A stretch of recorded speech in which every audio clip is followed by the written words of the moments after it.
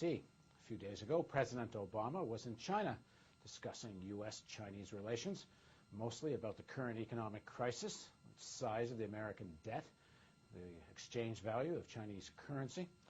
And joining us now to make sense of all this is Min-Chi Lee. Min-Chi is an assistant professor of political economy at the University of Utah. Thanks for joining us, Min-Chi. Thank you, Paul.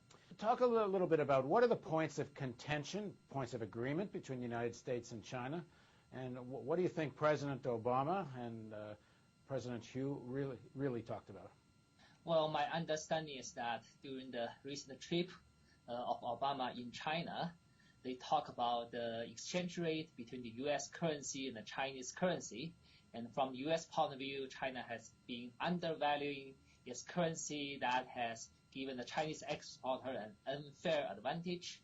And another issue they talk about has to do with to have this new climate pact where U.S. and China are going to collaborate on energy technologies. Okay, the third thing is, in addition to climate change and the exchange rate, they also talk about certain possible cooperation in geopolitical areas like in Iran, Afghanistan, and North Korea. Okay, well, let's start with exchange rates. Now, certainly there's a lot of American manufacturers and retailers, not the least of all would be Walmart, are very happy with low Chinese exchange rates because that means cheap Chinese labor, which has been fueling a lot of especially retail trade in the United States. So why does Obama want to do this exchange rate change? I think what you said is very true. But on the other hand, of course, many U.S. manufacturers based in the U.S. and I guess to some extent organized labor would like to see that the U.S. export goods would have become more competitive, and if Chinese currency could appreciate, and that might make Chinese goods more expensive, and so that the U.S. would have some relative advantage. Now, the U.S. dollar has been going down the last few weeks. Has it been going down in relation to the yuan? And what is that relationship right now? China used to peg the Chinese currency, the Chinese yuan, to the U.S. dollar back to the 2005. And since then, the Chinese currency appreciated. But at the beginning of the crisis, in the middle of 2008, Chinese currency again pegged the U.S. dollar. And then since then, the U.S. dollar has been depreciating against almost every other currency. So that basically means the Chinese currency has been depreciating with the U.S. dollar together against every other currency.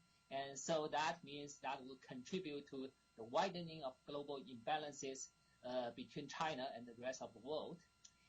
But on the other hand, if the China drops the pegging to the U.S. dollar now, and if the Chinese currency could appreciate too rapidly, that could also destabilize the global financial structure. So that is a very subtle business. Can China sustain an appreciation of their currency? How bad is unemployment in China now, and how much worse might it get if the yuan were to appreciate? Well, it's reported that during the current crisis, about 40 million Chinese workers already lost a job. And of course, if there's a further appreciation of the Chinese currency, that will again hurt the Chinese export business, which is now about 15% down compared to a year ago. But on the other hand, the point is that because of the current U.S. crisis, and China cannot expect that the U.S. would return to debt finance consumption to lead the expansion of the global economy like the situation before the crisis. So sooner or later, China will have to move from an export-led model of growth towards one that is led by domestic demand, especially household consumption. If I were China, I would say to the United States, you can't sell me, billions of dollars of your T-bills and bonds at one exchange rate, and then all of a sudden you want me to appreciate my currency, which means all my value of my holdings of your currency go down. So China must say, well, why the heck should we? Why should we lend you money? And then you reverse the whole game on us. Well, of course, the point is that China right now is still depending on the export market, depending on export to the U.S. So in that way, that gives the U.S. a little bit of leverage. But on the other hand, the U.S. cannot expect to hold that leverage forever because the U.S. will not be able to return to the vigorous growth That was what happened in the 1990s and early 2000s based on the debt financed consumption. And so one way or the other, these imbalances will have to be corrected in the coming years.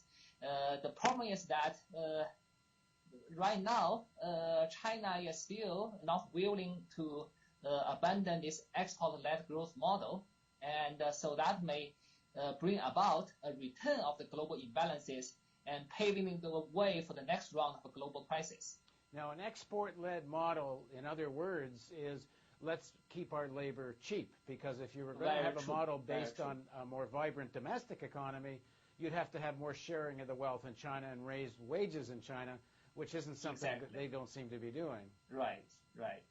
So if they're going to keep the current status quo in China, which is cheap labor as one of their primary export products in reality, can the U.S. come back as the market, or are they going to be at an impasse here where you have cheap labor over here but no real consumption over there? Yeah, that's a very big question, because before the crisis, the U.S. economy was led by household consumption, which was in turn financed by the expansion of household debt. But now the households are going to increase savings, so you cannot expect consumption to lead the U.S. economy. And on the other hand, the U.S. economy cannot rely on gigantic federal government deficits forever. And right now, the federal government deficit is on the order of about $1.3 trillion a year, and more than 10% of GDP. That cannot be sustained forever. So now, when you say that can't be sustainable forever, there are a lot of economists that are saying that the American economy can go a lot further in terms of deficit, that there can be more stimulus, more printing of money.